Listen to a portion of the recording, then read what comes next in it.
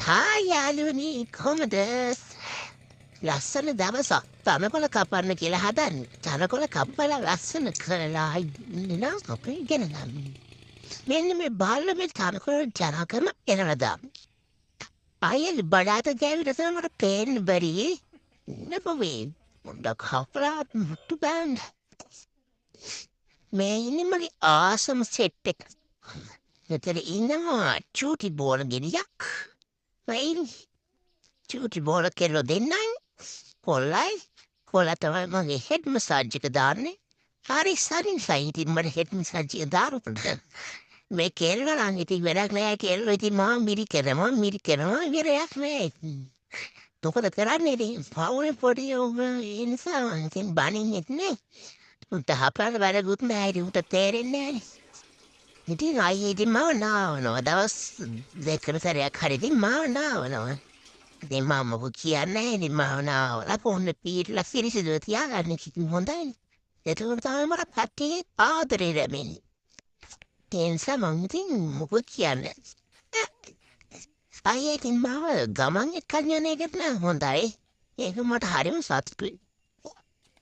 ගමන් එක්කගෙන ඉතින් මාය දාගන්න පොඩි නොයන තහය පාල් බලලා ඉතින් මට ඒක උත් කන්න පරින්ද දෙන්න නිසා තමයි මාය දාගන්න. අයියත් එක්ක නැත්තම් මේ මට අපනවා මං උන්ට අපනවා. නැත්තම් මගේ තුවාලුණු තියෙන්නේ ආයේ මලකේ ඒ නිසා ඉතින් මම ආයේ උදාගෙන ටිකට බහිනවා. ඒ බහින් තමයි මම මතක් වුණේ මම මෙතන මොකක්වයි හැංගුවා අතටන්සා. ඒක හොයාගන්නම තිබුණු දෙයක් හොයාගන්න ඕනේ. වටින දෙයක් ඉතින් මට හැංගුවේ මල් පොදියක් අහලා තමයි ඒක හැංගුවේ. ඒ ජරා බල්ලෙක් වෙන්න පුළුවන් හරපම් ගමන මට බැරි ඉවන්නේ නේ.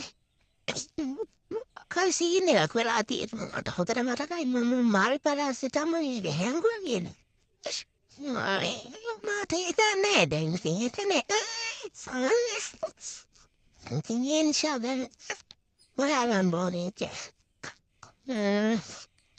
නෑනේ මට මහන්සි අප්පලා ඉස්සලා අයියත් එක්ක රාවකුත් දාලා මට පොඩි නිදිමතක් එනවා පස්සේ හොයාගන්න.